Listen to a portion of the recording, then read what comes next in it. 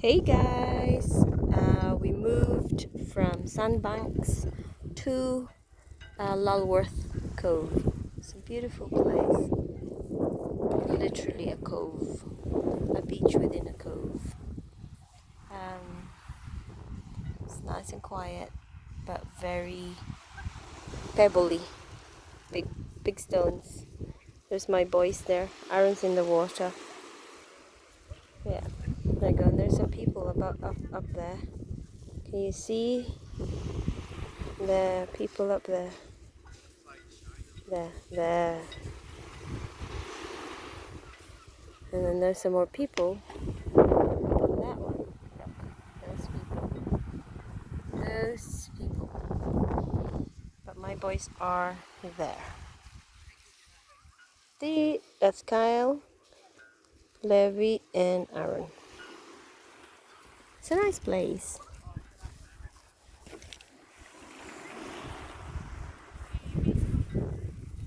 Very nice. I'm tired.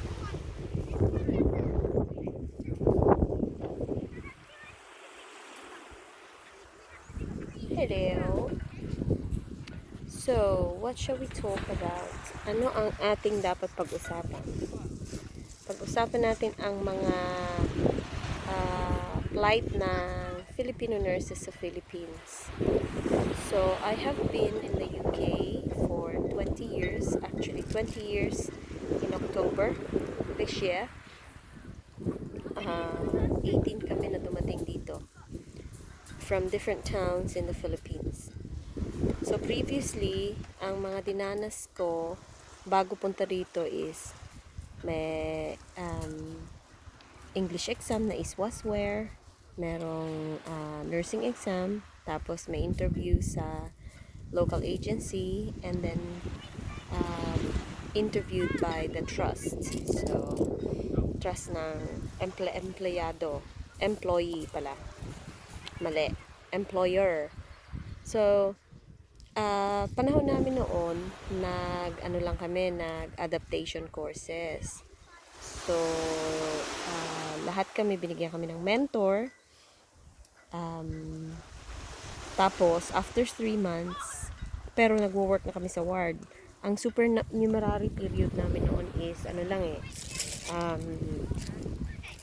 siguro mga 1 week, 2 weeks, nabigyan na kami agad ng susi. We are in charge of the wards already. Ang panahon ko, maraming puti na nurses sa wards. Mas maraming puti. Actually, meron 2 Pinay na nandoon, si Melody at si Erica. They're both in America na, tsaka with their families. So anyway, binigyan kami kaagad ng ward, lahat ng responsibility, lahat ng competencies namin within 3 months. Pag hindi mo na-achieve, i-extend ka ng 6 months. So tawag pa sa amin noon is B grade. Naka-blue uniform kami, naka-dress, of course. So anyway, tapos noon, nag-ano kami na oral medication na kami after 2 weeks. Walang mga moodle noon. Yung papasahin mo ang medicines module mo, wala yan noon. So anyway, after 3 months, pag masaya sila, sign off kanila, competent ka na, sulatan nilang NMC. NMC now registers us. So nagbayad kami. Ako, matagal yung follow-up nila. After 3 months, competent na na-sign off na lahat ng competencies ko. Pero ang registration ko hindi dumating until April kasi matagal din hintayan noon siguro mga 1 month, 2 months. Pero may back pay kami. So anyway, naging D grade ako. Staff nurse na ngayon yan or band 5. Ngayon, after ng 13 months, nag-apply ako for E grade. Tapos after mga less than a year, nag-apply ako for F grade. Yan na yung mga band 6 noon. Noong mga panahon namin, pwede pa kami noon mag-site manager. First site manager ko nga, night shift. New Year's Eve, Diyos ko, nakakatakot. Ang dami daw, nag-open ako ng OBS ward kasi maraming lasing na mga kids, mga teenager. Kailangan may cannula, kailangan may swero. anyway, so yun ang mga dinanas namin. So in a way, akala namin mahirap na yun. Ngayon, ang mga nurses, ang mga dinadanas mag-IELTS, dumating kasi yan, IELTS na yan, at saka yung OSCE, nagsimula yan sa panahon nung may isang Filipino nurse na found guilty for injecting insulin sa mga fluids. So, which was quite sad actually, pero he was mentally deranged. So, napreso na siya. And because of that, as a result of that, NMC changed the way they regulate the nurses, the overseas nurses. So ngayon, since 2017, kailangan ang mga nurses makapasa ng IELTS. So International English Language Test. Kailangan academic level 7. So kung sa university kayo, yung level 7, master's level na yan. So anyway, sa Philippines, we have to pay, people had to pay the IELTS. Tapos, hindi naman nakakapasa kaagad. Sa palagay ko, mga money making yan eh. Kasi, ang language naman sa Philippines is most predominantly mga English, no? Ang Tagalog doon is very small lang, Tagalog language or Filipino language. So, I don't understand na nababagsak sila. So, anyway, pagka fail sila, bayad na naman. Pagka fail again, bayad na naman. So, ang hindi alam ng karamihan dito sa UK or many countries na kailangan may IELTS is mga Filipinos, kami sa Philippines, we pay for everything. We pay sa education namin from primary to secondary to university. So, ang nakakalungkot kasi is the reason why I'm talking about this is so many people in the world need to know, lalo na sa United Kingdom, who accepts and the preferred country they want nurses from are Philippines and India. Because we stick around, we're quite loyal, we don't leave. We stay for churches, we stay for family, we stay for schools, we stay for convenience. Anyway, nagka-take sila ng exam, take after take after take. Siyempre, naggumasto na lahat from primary to or elementary to college. Tapos, ang pangarap ng mga magulang, makatapos ang mga nurses nila para maka-abroad kasi it's a thing in the Philippines na mag-nursing ka para makatulong ka sa pamilya, para maka-abroad ka. Yun eh. So anyway, ngayon, dahil naubos na ang pera pambayad ng university, sa university, naubos na lahat, hindi pa nakakabangon, utang, hanggang sa mabaon. Ngayon, ang masaklap, yung mga nurses na nagpakahirap, okay lang yung mga iba kasi iba nakaka-afford. Pero yung talagang mahirap na talagang pinag-nurse ang anak para lang umayos ang buhay nila, yun yung mga talagang ang nakakaawa sa Philippines ngayon, no? Kasi nung nag-pandemic, nag-close ang borders, nag-close ang UK, nag-close din ang Philippines to send nurses. Hindi lang naman sa Philippines yan, lahat naman yan, everywhere naman eh. Ngayon, na-lift na ang ban sa mga nurses na ang contract was perfected on or before March 8. So, marami kami na-interview sa Philippines on Skype interview. Dahil sa pandemic, kasi usually ang hospital namin, we take nurses every month, last Friday of the month. So, ngayon, nung nagka-pandemic, maraming naipit sa Philippines na ang mga IELTS nag-expire. So, alam nyo, this is very personal to me kasi I have so much time for international nurses, no? So, not just Filipinos, I have so much time for international nurses kasi I teach the international nurses makapasa ng registration dito to get them ready. Meron akong mga African nurses. Sa Africa may Nigerian, merong Ghana, Kenya, and then we have Caribbean nurses. So, meron kaming um, Jamaica, Barbados. So, marami. Tapos sa India, Nepal, and Philippines. Sa India, marami kaming Kerala. Mostly, ang mga galing sa Kerala are Catholics as well. So, parang Philippines ang Kerala. They produce so much nurses. Ang hindi ko maintindihan, is, bakit kailangan may expiration ng IELTS? Pakatapos ba mag-exam, they speaking English pag nag-expire na? Of course not. It's the same as nursing. You know? I don't understand it. Pangalawa, sa Philippines, ang IELTS, money making. Nako, investigahan nyo yan kung ang mga journalists natin is true to their profession.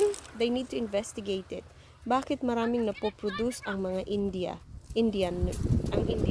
ng mga Indian nurses na nagta-take ng IELTS once or twice. No more than 3 times akong narinig. And I look after many Indian nurses. Sa Philippines, 5, 6, 7. In a way, siguro sa India, I'm not saying they're cheating, pero they're making it easier for their Indian nurses kasi long term iniisip nila economically. 'Di ba? Sa Philippines, short term, yung mga buhaya ng mga businessmen. Okay, hold on a second. Hello. Yung anak ko nasa likod. Skipping tournament. So anyway, ayun, nakakalungkot lang talaga. Talagang malungkot talaga siya. I nearly fell. Mommy. I nearly fell. Look. Okay. So yun, nakakalungkot. So IELTS expiry should go. Sumulat kami sa Chief Nursing Officer to remove the IELTS expiration, pati OET. Kasi OET is more expensive. However, I'm doing podcast. However, OET is easier, but it is more expensive because OET is more English, so more and more nurses are passing. But the OET is based in Australia. I mean the OET OET provider. So they're the ones who checks. Anyway, so IELTS as well. If you don't know, guys, ang IELTS, they talk about pie charts. It's nothing to do with nursing. It's to do basically with English. So, when people pass, when nursing is nursing, nurse is nurse. Oh yeah, this time. So, the most important thing about nursing is, pagkatapos nila mag-render ng care to patients, they document. But who checks the documentation? Has it got to be a level 7 documentation? Hindi, di ba? Basta as long as they write in time, because, documentation is our Bible. If you did it, you write it. If you didn't write it, you didn't do it. Okay? So, ganun lang naman yun eh. I don't know, and I really, really do not understand why, number 1, it has to be level 7. Number 2, bakit inaalaw ng maybe somebody regulates the IELTS in the Philippines, and why is it allowed and not being investigated? If not yet, I'm calling on the media. Okay, I'm calling on the media who cares for the Filipino people na investigahan kung regulated yung IELTS sa Philippines, and I'm sure it is. I don't know who regulates it kasi hindi naman ako expert sa ganyan.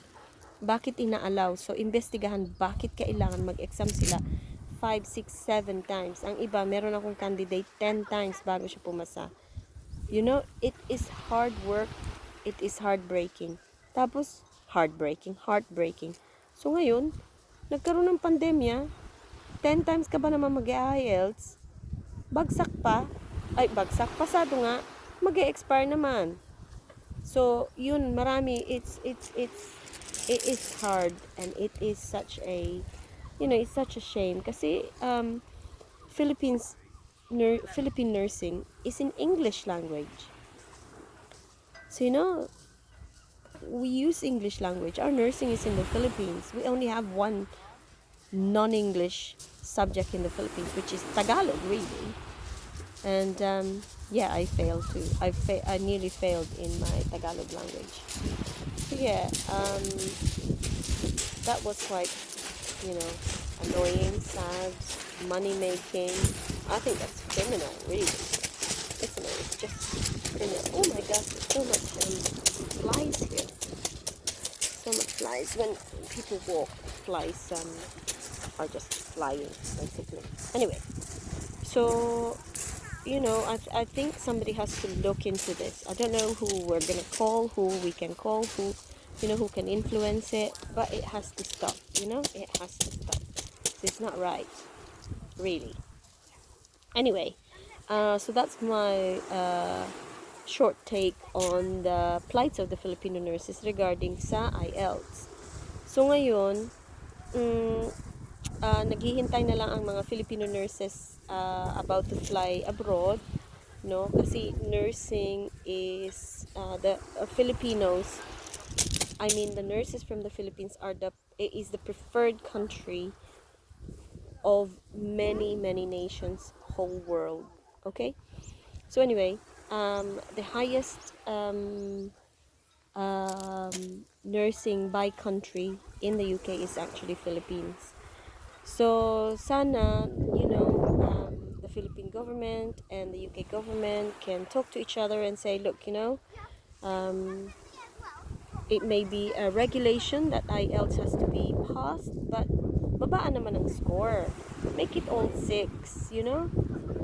And mga testing centers in the Philippines, wag naman kayo masyadong mukhang pera. Kasi babalik yan sa inyo eh. It will come back and it will catch up.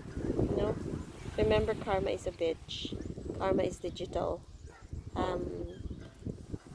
Also, tanggalin naman sana yung expiry ng IELTS. Huwag nyo naman pahirapan, naghintay na yung mga Filipino nurses eh. So anyway, ready na silang mag-fly. Ngayon, na news yesterday morning, ang mga health experts in the UK advised the Health Secretary Matt Hancock na mag-close uli ng borders. So hopefully not, para makapasok na yung mga nurses na gustong mag-abroad dito. Okay?